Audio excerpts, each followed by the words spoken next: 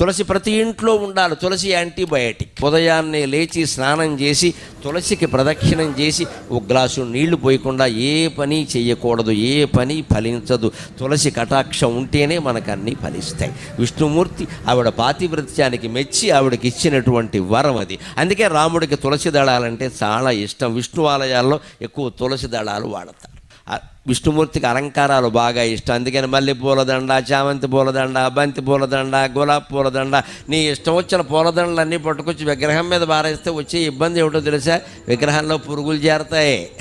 విగ్రహంలో పురుగులు చేరతాయి. పువ్వుల్లో పురుగులు ఉంటాయి కదా, విగ్రహంలో పురుగులు చేరతాయి. ఆ చేరినటువంటి పురుగులు విగ్రహానికి హాని చేస్తే అక్కడే చనిపోతాయి, అక్కడే కుళ్ళిపోతాయి, రకరకాలుగా అవుతాయి. ఆ విగ్రహానికి పట్టిన మురికి మొత్తం పోవాలి అంటే విష్ణుమూర్తి ఆలయాల్లో తులసిమాల తప్పకుండా వెయ్యాలి. అది శాస్త్రీయమైన ఆచారం. హిందూ దేవాలయాల్లో పాటించే ప్రతి ఆచారం శాస్త్రీయం.